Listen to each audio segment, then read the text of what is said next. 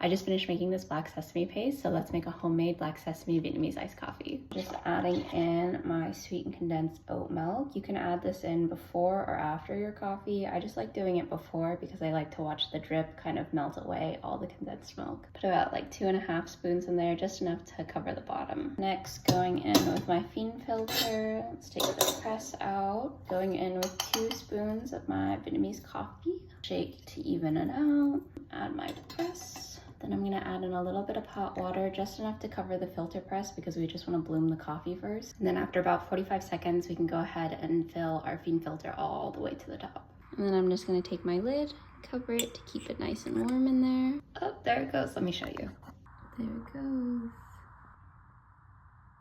Oh, I think that was our last drip. Also, this is a 4-ounce phin filter. This is like the standard size, but if you're gonna drink your coffee hot, I would recommend doing a second pour over of hot water just so it's not as strong. Since I'm drinking mine iced, I'm gonna leave it like this so it's more like an espresso shot, and then once I pour it over ice, the ice will melt down a little bit, so it'll be more like a regular coffee versus like watered down coffee. Just go ahead and take this off. I love mixing up the sweetened condensed milk with the coffee. It always makes such a pretty color. This black sesame paste is pretty thick, so I'm not gonna do a whole like spoonful because I think that'll be too much.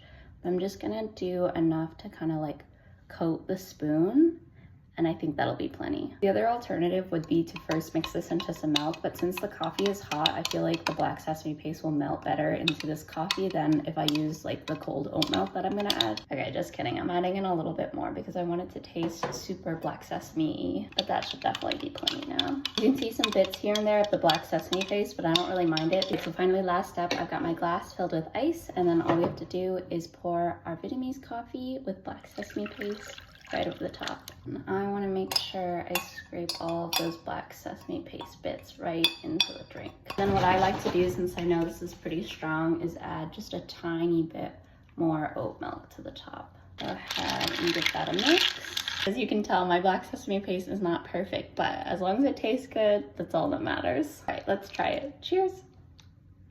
Oh, I added so much black sesame, but it's really good. It's like every sip are those black sesame bits, which I really like, but if you don't want this, make sure to use like a finer black sesame paste. I think it's like Korean, but I think it's similar to like misogaru, something like that, where it's like a fine powder that you're mixing into liquid. If you don't mix it well enough, then you get kind of those bits, but some people like them, so like that's similar to me. I don't know if that makes sense, but yeah, I'm happy with it.